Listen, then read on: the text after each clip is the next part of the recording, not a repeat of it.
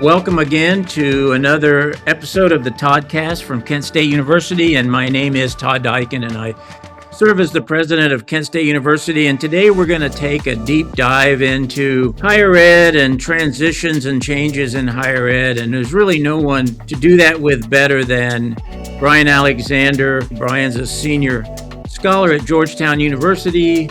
He's a consultant, a speaker, and an author. I saw him speak to a crowd of 1,000 people about 6 weeks ago at a conference, national conference, and it was just a really delightful and informative hour. So, Professor Alexander, welcome to the ToddCast. It's really a pleasure to have you here and to talk about your latest book, which is Peak Higher Ed: How to Survive the Looming Academic Crisis. So, thanks for joining the ToddCast. Thank you for hosting me, President Diacon. I'm delighted to be here. It was great meeting you in person in Colorado, I think. It was in Colorado, exactly. And it's very good to connect with you. So again, thanks for joining us. We now have a historian talking to a futurist. Sounds like the start of a joke, doesn't it? So I was just wondering if we could just begin with what is it that you do in this futures field? I think in your book you also refer to it as strategic foresight. Mm-hmm. Like what is your field, Professor?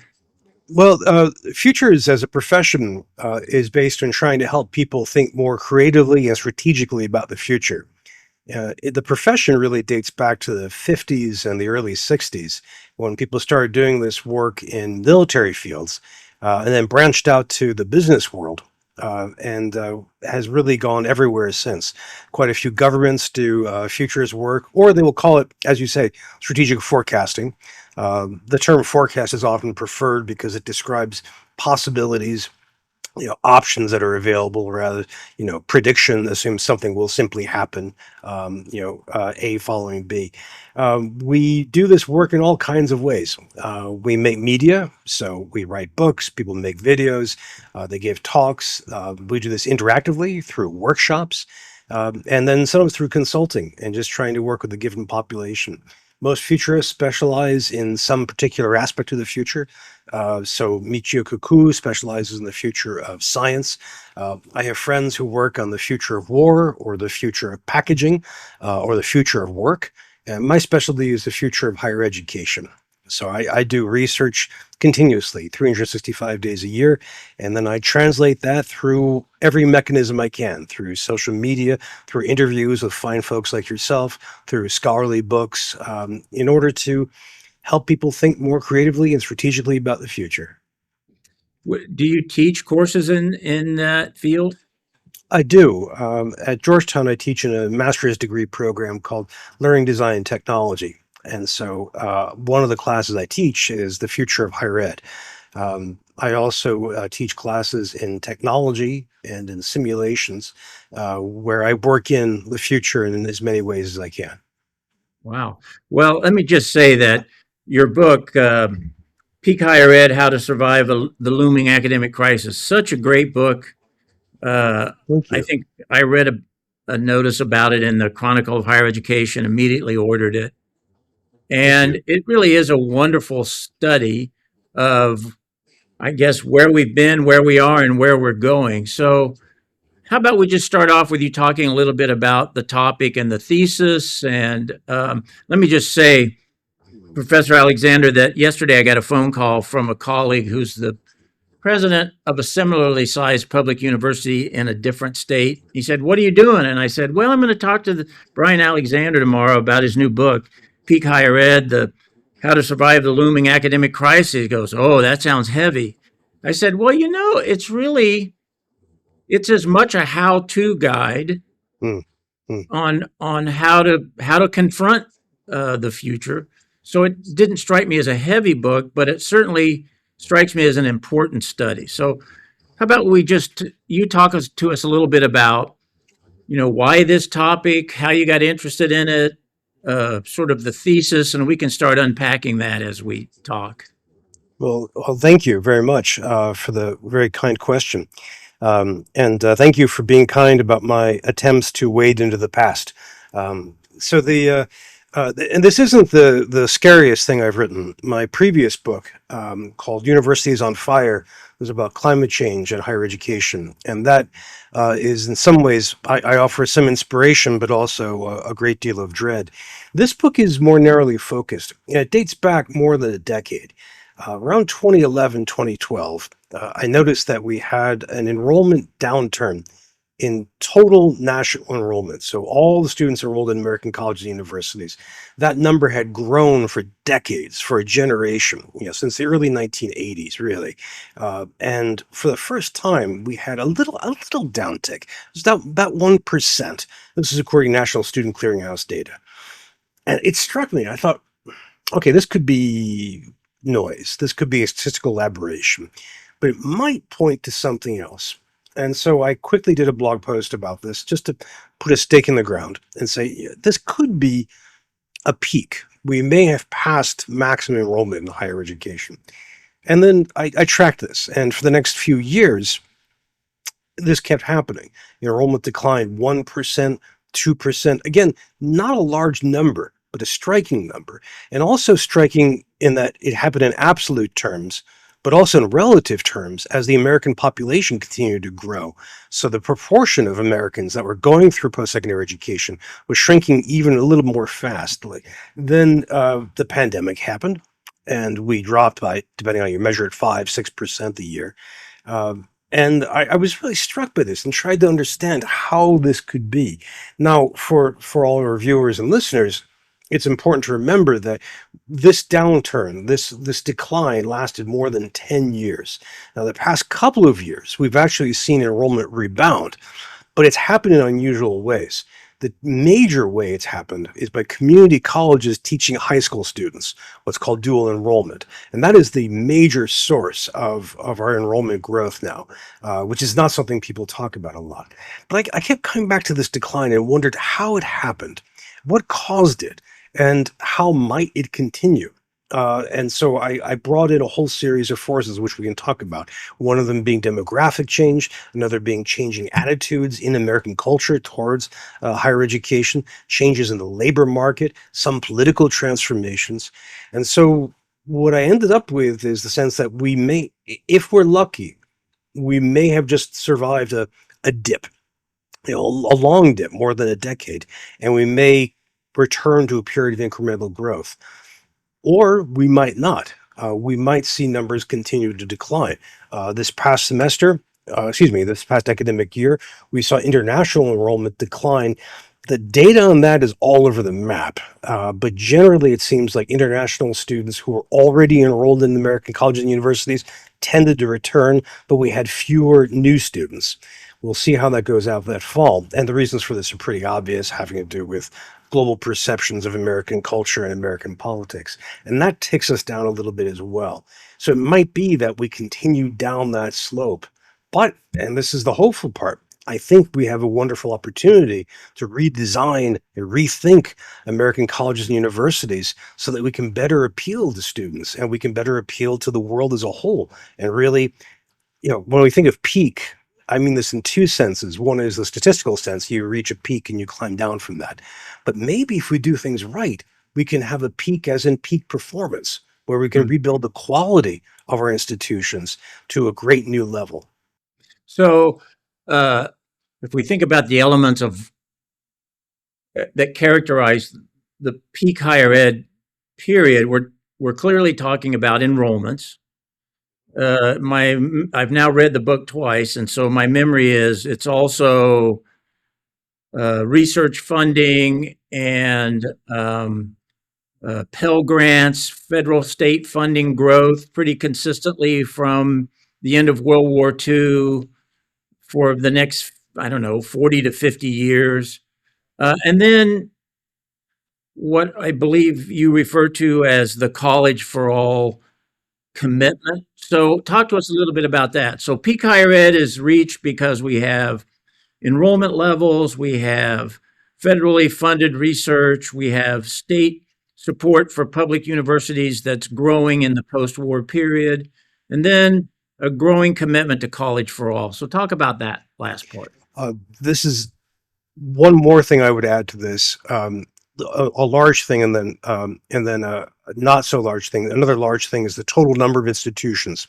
So we've been growing that number for decades, and we seem to have hit a top on that. And we've been walking down from that ever since. Especially for-profit institutions dropped a lot, but we're also seeing a rash of small private colleges closing, and we may see public university systems in some states like Pennsylvania start to reduce their number of campuses. We've already seen that in Vermont, for one example. The not so large part has to do with scholarship. Uh, the professoriate who produces scholarship, that proportion of the professoriate that does research has in many ways been shrinking. That is, we've transformed the academic labor force from majority tenure track to a minority tenure track. So the amount of output may be decreasing.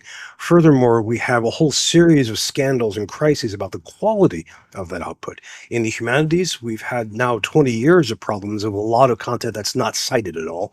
In the social sciences, we have a whole bunch of issues of replication not happening, which has really struck psychology very hard. And in the medical sciences, we've had issues with evidence-based medicine, which is leading to an overhaul of research. So it's possible we may have passed peak research. It's possible. But to go back to the question about college for all, I mean, we are right now in an extraordinary moment, a very fluid and open one.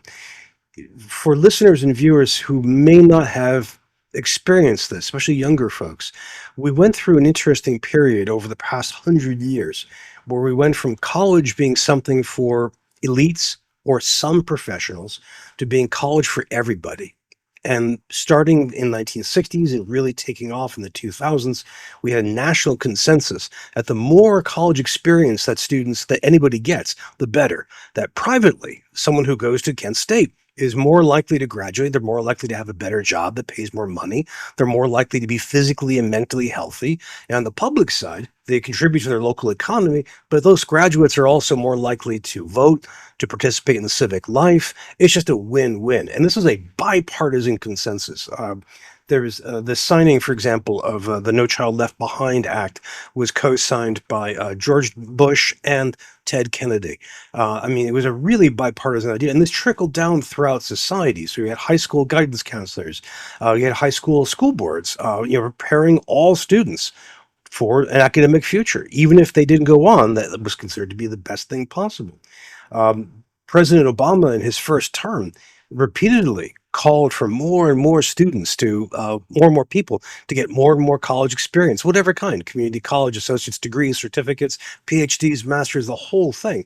And we peaked at that. And that cultural consensus has now broken down. We're seeing more and more people make the case that college is not for everyone. And for a while, this was individual lone voices. The investor Peter Thiel, for example, paying a handful of people not to go to college. Then you had some very loud voices. A famous TV host was trying to encourage people to go, Mike Roa, to not go to college, but to work in the skilled trades. We've had the sense that the skilled trades, including, say, plumbing, HVAC, electricians work, woodcraft, are woefully underserved right now and need more people. There's the specter of student debt, which is terrifying to a lot of people. And there's an objective truth to that. It now stands at roughly $1.7 trillion. And now we don't really have that cultural consensus. Partly it's political. If you poll Americans and ask, what do you think about higher education? Republicans are reliably way more skeptical, if not actively hostile, than Democrats and independents. So there is some of that. You can see with the current presidency targeting higher education. But it applies across the board. Last year, there was an amazing editorial in the New York Times which urged K through 12 systems to not prepare so many students for college. The author of that editorial wasn't a political crank or an outlier. She was Randy Weingartner, the head of the American Federation of Teachers and a noted Democratic Party activist. So we don't really know where we're headed right now as a culture in terms of higher ed. Do we think college should be just for some? And if so, For whom? And the more I looked into this, the more I found other signs of this. Your viewers and listeners might be familiar, or they might not be familiar with the idea of the paper ceiling. That's the idea that you're working at a job. Say you're working at in state government, and you've excelled and built a reputation, and you should ascend to the next level, but you can't get that next level because you lack a credential. So you have to go back to college and universities. Well, one of the things that's happened is we've seen state and city governments across the country removing academic credentials from job applicants for certain jobs. And this, again, has happened in red states and blue cities and red cities alike. So where we go from here is a really good question. Are we in the college for some of us mode? We have to figure that out. So we reached peak higher ed. We reached it roughly in the time frame you mentioned, and as defined by enrollment levels, public uh, support, both in terms of research funding, state subsidies, but also just a culture of expectations. So now we've passed that peak. And then you introduce in your book that we're in a moment of what you refer to as the polycrisis.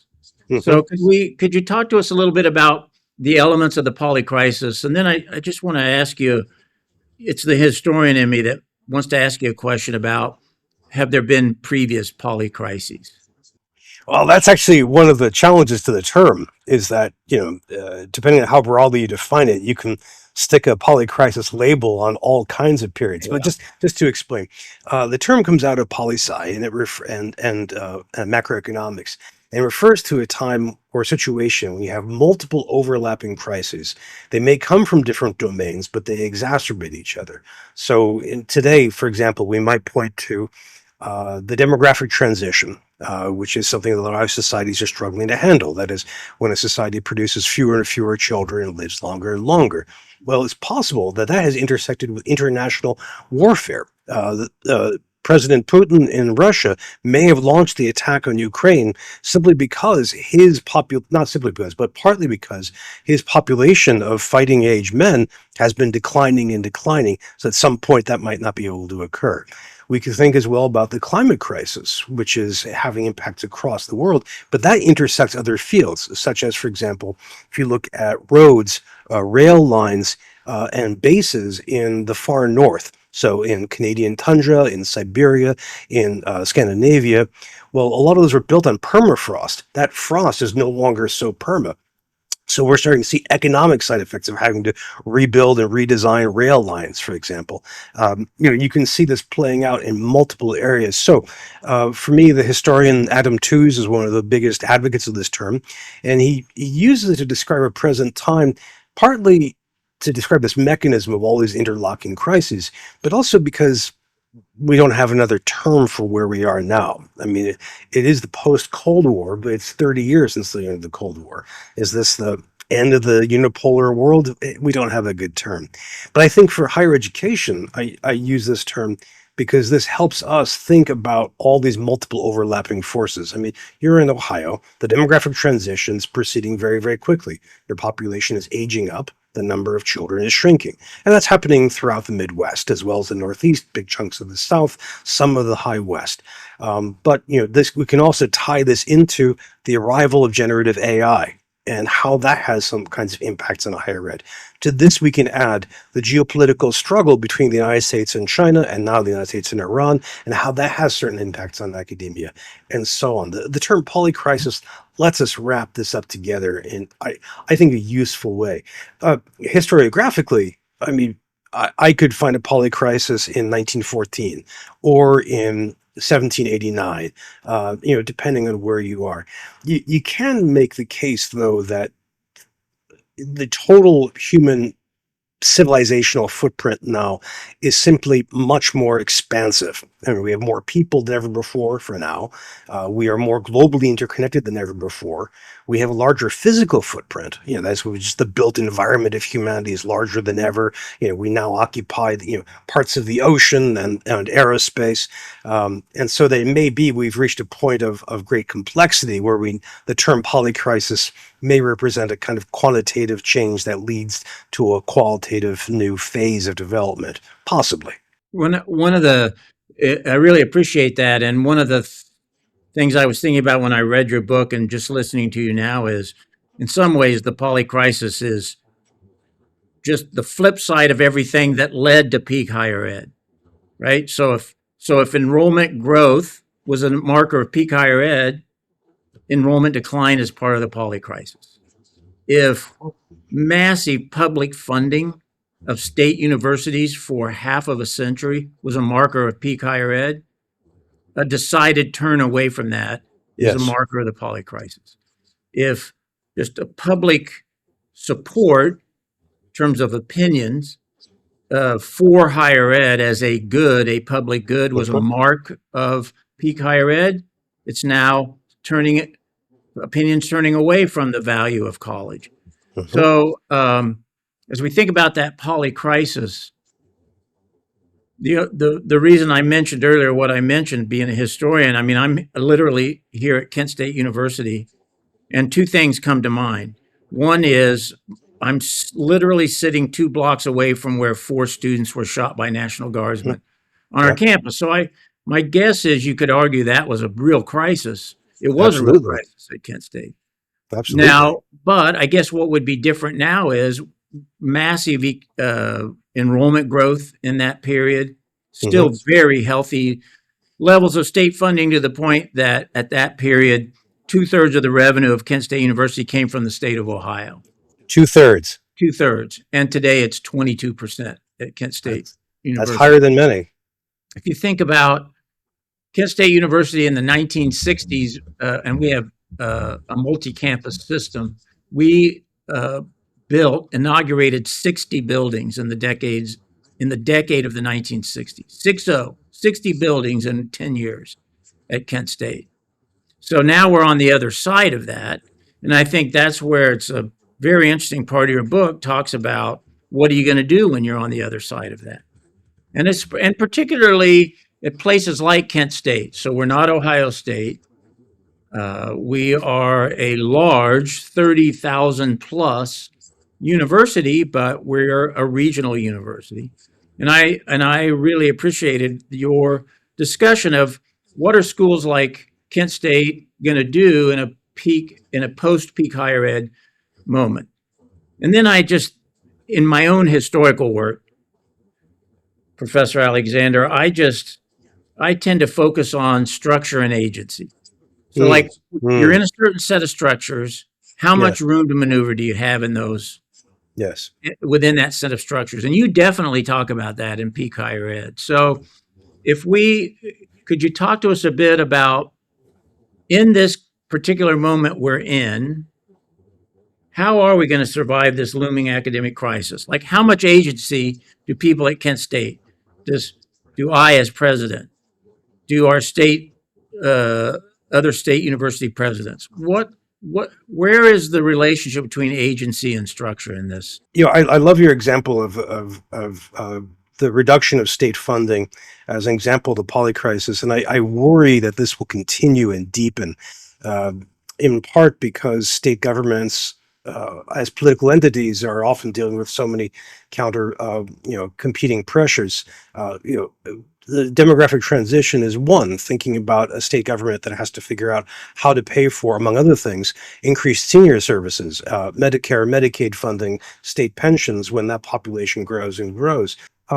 We have some major constraints that are bigger than us that are hard to work with. The largest is simply the fact of the escalating climate crisis, which is going to influence us. It's going to ratchet up and get worse year by year, and it's going to have all kinds of impacts across every domain of human endeavor, everything from psychology to the physical plant of campuses to geopolitics to our economics. I could think as well about the political constraints that we face, where, I mean, in Ohio, of course, you are working under SB 1, which is a very comprehensive law put in place by your Republican majority government. Many other viewers and listeners to this program will be in other states that have other political compulsions on them, be they in Texas or in Florida. And of course, everybody in the United States has to deal with the federal government and its various cuts to research funding, its investigations of different universities, and so on. The big macroeconomic picture, that is, escalating income inequality and wealth inequality, the transition of our labor market, continue to move away from industry towards service. Uh, a lot of these are things that we have to surf as best we can. Um, but we do have so much agency and creativity. And for me, I keep coming back to what I think of as movements of moments of reinvention. So if we go back to the 1960s, we can think about the Higher Education Act. We could think about the huge push that then President Johnson pushed, to get more and more financial aid for more students. We could think about the resulting drive to take community colleges and get them baccalaureate institutions, normal colleges and teachers colleges becoming baccalaureate institutions becoming master's programs offering, a full research panoply up through PhD. The expansion of the community college system, which is a wild idea. And it's the biggest sector of American higher education right now, doing more to educate more people than with far fewer resources. And if you think starting in the 1980s and 90s, the big drive for online education, or what we used to call distance education, which is now an enormous chunk of the post-secondary landscape. You could even, and this is hard to think about, but even think about spring of 2020, when the COVID pandemic hit, how colleges and universities rapidly and thoroughly changed up their operations, moving everything online, for example, changing academic calendars, moving graduation rates, altering the physical plant of a campus. We did that in a hurry, weeks, if not days, with no extra resources at the time. My point is, first, that higher education has within it a deep wellspring of innovation and creativity, where we can really pivot and do great stuff and experiment at a large scale. Even if the experiments don't necessarily work, we have that intellectual power. We have that capacity in our 4,000 or so colleges and universities across the US. So that's one area where we have that kind of agency. A second, though, I think, and this is so important, is for institutions, to the extent that an academic institution is dedicated to teaching and learning. So you think about community colleges, you think about most liberal arts colleges, you think about most state institutions, and the parts of research institutions that are focused on teaching and learning. We owe our students so much. We owe them the best possible experience we can give them. And if we take that seriously, that's a big if, but if we do, that opens the door for all kinds of innovation, all kinds of services to offer, all kinds of reinvention. For example, I worked with Ithaca S&R, did a project with a bunch of community college libraries, and they were investigating the services that libraries were offering. It was astonishing. Was not only were they lending out media and rendering access to licensed content and to printed materials, but they were also lending out hardware, computer laptops and tablets. They were providing childcare services. They were considering how to provide political education resources to students who wanted it. I mean, it's an incredible amount of services to offer. That may be the direction we can be headed in. I mean, in the global context, American higher education is by far the most student-centric. Our standard of care is just off the charts compared to any college or university in Europe, Latin America, Asia. We are definitely the gold standard here. And we can double down on that standard of care by offering more wraparound services to give students the best possible experience. I think on top of this, in the research enterprise, and this is where things can really kick off, as the world faces the polycrisis, the academic sector can be an indispensable guide to that experience. I mean, we have so much intellectual capacity.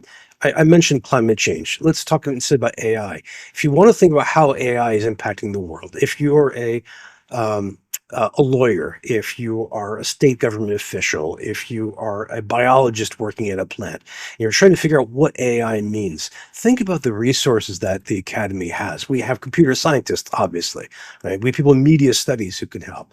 You think about Is AI like a person who interacts with like a person? Psychologists can assist. Have we been here before? Historians are available. How do computers tell stories? We have people in the humanities and so on. I think in many ways, part of the agency that we can exert now is to help educate our students and our communities, indeed the world, on where we're headed and to offer people ideas. I think that's an incredible opportunity and indeed a great responsibility for academics. How does it look if you did nothing? So if you're an institution of higher education in a post-peak higher ed and you're not an elite university and you're not the flagship public university, if you do nothing, what happens? Well, it depends on who you are. A year and a half ago, I would have said if you're an elite university, you're probably okay. So if you're a Stanford, a Columbia, a Harvard, you're probably all right because you have enormous reputation, enormous wealth, fantastic networks behind you. But of course, these institutions are now targeted. Some small colleges and universities that are elite have managed to escape some of those challenges. The last summer's One Big Beautiful Bill had a carve out for endowment taxes aimed at small colleges and universities. So some of them get to enjoy that security. Otherwise, I think in many ways, a lot of colleges and universities are facing a downward path. Um, you, I mean, you have said, and I this quote has been so important to me that we've overbuilt our post-secondary sector for capacity, or we have more supply than there is demand, if you will. And so as a result, we should expect a good number of colleges and universities to cut programs, to cut services, to cut faculty and staff, to shrink their footprint so that perhaps they sell off buildings, to see their populations shrink. So not only their faculty and staff, but also the total number of students who go through their doors. And this might be what in economics we refer to as a market correction. Perhaps a campus drops from 20,000 students to 15,000. And there it stays. Then it rests there at a plateau for years to come. That may be. Or it may be that it continues and circles the drain. And this is where we have colleges that are merging, often in unfavorable situations, or where they close. I mentioned before the state of Vermont, where we lived for quite some time. And the state went through this demographic transition very, very quickly. They're closing elementary schools right now. And so they combined three different public college universities into one in order to try to save resources. It's the jury's out right now if that was a success or not. The state of Pennsylvania has not one but two public university systems, a massive build out that was great in the 60s and 70s, but now is just an overhang based on the population that actually lives in Pennsylvania. So do you close or merge some of these institutions? I mean, if we don't do anything, this is where I think the downward path lies ahead. And and this can be a tricky thing to wrestle with because any individual within the academy, within such an institution, might feel that what they do is unique and should be protected at all costs. So if I'm teaching 18th century literature, which is what I got my PhD in, then I think regardless of the economics, I should be able to keep teaching that. If librarians have 10 research librarians, they should keep them all because it's that precious. At some point, the economics begin to bite. And if the state doesn't leap in to help, if extra donors don't leap in a sustainable way, then cuts begin to happen. And that there's an argument that says you can't cut your way to sustainability. I think that's often true, but sometimes people will end up in that direction. So what we might see overall for the sector is winners and losers. We might see some small colleges continue along their way, some state universities shrink, some private ones close, some state systems merge in different ways.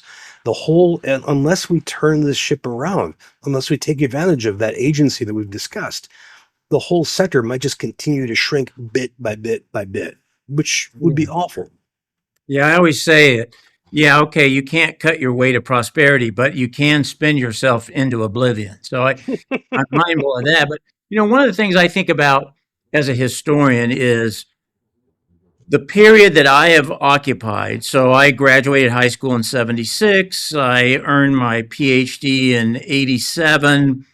In the fall of 87, I took my first tenure track job as a historian.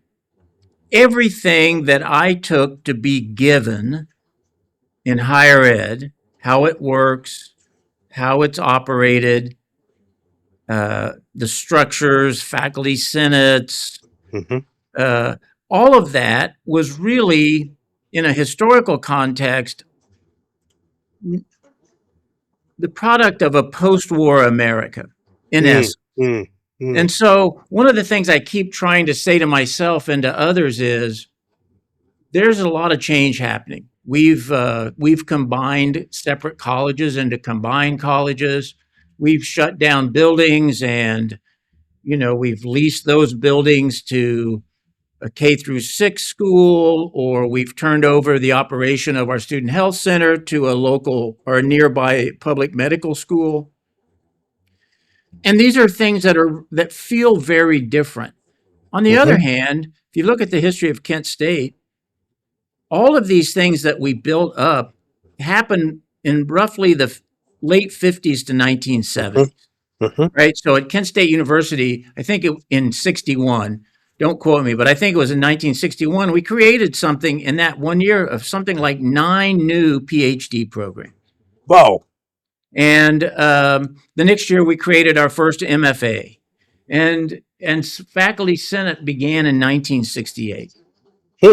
So really, my point is that there is a lot of change happening, and it feels like what we are changing were given on 2 tablets on Mount Sinai, but they really weren't, right? They were built up. Kent State University, I don't know, from the mid 50s, I think it was from 55 to 1970, we went from 7,000 students to 30,000 students. Wow. If you think about that. That's So astonishing. the way I look at it as a historian is, I mean, these changes are not comfortable. They're not comfortable for me as a president. We don't run deficits at Kent State. We never do that. We never draw on our savings to balance a fiscal year budget, and we have to reduce the number of our employees to make sure that doesn't happen. That's not comfortable. But I think part of it is, in addition to the discomfort from very real decisions that impact very real people. I just wonder if part of the discomfort is we are undoing something that was seemed to be Hmm. given for time, Mhm. for all of our time in higher education, and now we're changing. So I don't know if you encounter much of that attitude, or if in your own work you think about that, I do. just I do. how change happens, but it assumes that there was never change before the change that's happening now. Hmm. I think this is an American habit where we tend to, once a new thing is added to the mix, we tend to romanticize the old things, and we naturalize them. There's a great quote, I'll paraphrase, from the wonderful British writer Douglas Adams, so that anything that was invented before until you turn 15 is exciting and cool. Anything invented until you're 30 is even more exciting, and you could probably get a career off of it. Anything invented after you were 30 is an abomination against the natural order of things. Right? We do tend to expect that, and a lot of our incentives aligned with that. So if we had roughly 30 years of continuous growth, Clay Shirky once said we should think of 1980s through 2010 or so as a golden age for American higher ed. Well, that's 30. I mean, that's 6 5-year cycles of strategic planning. That's how many graduating classes. That's how many buildings, how many programs. I mean, so we have that assumption of that continuous growth, and when that growth stops, we're not really prepared for that. I mean, that's a generation of habits built in, and I think in many ways we're still trying to get past that. I think the big expansion of American higher education is I often think of it as a middle Cold War thing. That it kicks off with the GI Bill, and the big push for science education after Sputnik. But then you're really in the 60s and 70s, it really takes off. Now, in this era, we have other major historical forces that might push against this. If we have, for example, the shift away from Keynesian economics which powered the global economy from the 30s through the 70s. Well, now we're in neoliberal economics, a contested term, I know, but basically, more and more free market affairs. That describes the change of funding in public universities. We can also think about the huge rush of globalization, especially after the end of the Cold War, and how powerful that was and how that changed so much of higher education. I mean, think about how many faculty have research partners around the world, how many international students well, let me ask. I mean, say the year before last, what proportion of Kent State student body was from abroad? Yeah, we actually usually lead the state public universities in the percentage of our students who are international, and at peak, about 11% of our 11%. student body was international at one point. Kent State University enrolled more Saudi students than any other university in the United States, for Wow. example. And we have seen, so we have gone from, now this has been a decline of about 5 years now, but we went from roughly 3,000 to about 1,800 Oof, international students. So, that's a big shift. yeah, that is a really big change. Absolutely. But if you think about the historical arc to get to that point, I mean, imagine a campus in the 1920s and saying, "Yeah, 1 in 9 of your students will be from abroad." That'd be wild. Right. That would be shocking. But of course, these students have several major roles. One is that they bring the globe to a campus. You get a student who may be from Cleveland, gets to meet someone from Saudi Right. Arabia or from South Korea, which is fantastic. But also, I mean, economically, they tend to pay full freight, if not a little bit more. So they're a great shot in the arm to a budget. And in fact, we can think about that as a wonderful transition, but also an expression of globalization. But right now, we're in the stage where globalization is kind of wobbly. I mean, Right. it's an open question if we're seeing a reduction of globalization, that nations are stepping back. You could think about Brexit in Britain. You could think about America First in the US. You could think about that globalization is rerouting around the US. So you think about these big trade deals between Europe and South America, Canada and India, Europe and India, where China is, again, continues to grow its economy centered on itself. This then has an impact on us as that historical moment proceeds. And so again, but that does throw us back to our agency. We have these opportunities to interact. We may lose these international students. We may have a harder time having our faculty do peer research with peers in China, in Russia, but they may have an opportunity to do more with researchers in India or in Middle East and North Africa. We have a lot of opportunities to respond to this, but the historical situation is quite striking this way. To go back to neoliberalism one more time, and I know that term is contested, and we can over egg that pudding, if you will. But there's one more feature of it that's especially important. That is the shift to the individual as the major economic actor and beneficiary. So thinking about higher education as an economic transaction between an individual and a provider, individual being the student, provider being Kent State, instead of thinking about it as a public good or a community good. And that shift is one that occurs in our policy and but also in our culture. With students thinking of themselves as the CEO of me, or what I'm hoping to do is to become an influencer or become a startup funder, not to be a community leader or not to be a community organizer. Famously, you have baby boom generation students saying in the 60s and 70s they went to college to find meaning in life, and now their successors are there to find a job. That changes as well how we think about higher education. Well, this is a thoroughly delightful opportunity to explore really important issues and appreciate your appearing with us on the ToddCast, Professor Alexander. Just as we begin to wrap up, I was just curious, what are you working on these days? A lot of my work right now is going to AI. So I'm pitching a new scholarly book on the subject. I write a Substack called AI in the Academy. When I go to a campus and give a speech and say, here, these are the 92 trends that I track by higher education, people look through them and go, yeah, 91, yeah, forget that. 92, AI, let's talk about that.